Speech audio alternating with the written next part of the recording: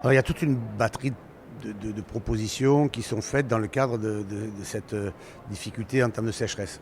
Je me permets de rappeler quand même qu'on en a toujours souffert dans la région Provence-Alpes-Côte d'Azur et que Pagnol écrivait pour Manon des Sources dans les collines d'Aubagne, quoi. Donc c'est pas si vieux que ça. Mais nos aînés ont fait Serponçon, le lac de Sainte-Croix, ils ont amené l'eau à Marseille avec au Palais Longchamp. Donc il y a un travail qui a été fait de façon importante pour régler ce problème. Ce problème est récurrent, historique, il revient et donc il est toujours un peu plus complexe. Donc il y a toute une série de solutions, mais dont une qui paraît assez intéressante, qu'on est allé piquer d'ailleurs un peu aux autres, aux autres Européens. Le traitement des eaux usées fait en sorte que les eaux usées et traitées peuvent être non buvables, mais en tout cas permettre le fonctionnement général. Le lavage de nos rues, l'aide dans nos entreprises,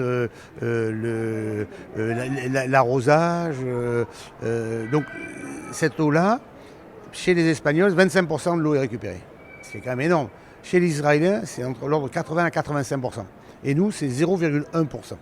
Donc là, comme il y a une marge de progression qui est absolument énorme, sur laquelle nous sommes en train de travailler. Donc le calendrier derrière, c'est avec le gouvernement, on fait une expérimentation qui sera unique en France, qui va nous permettre d'établir dans le courant de l'année 2023 les endroits où il y a des stations d'épuration.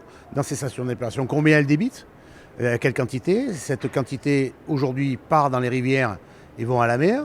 Et donc nous, on veut les récupérer et les réinjecter en eau saine dans les canalisations pour l'usage quotidien, hors eau buvable. Et donc, il y a des canalisations qui existent, le système qui existe, et même il y a une nouvelle formule qui fait qu'avec les ultraviolets, on a un traitement plus rapide des eaux usées pour en profiter plus. Voilà, donc ce sont l'évolution technologique, et puis c'est du bon sens. Il y a des eaux usées qui peuvent être traitées pour arroser nos champs et nettoyer nos rues.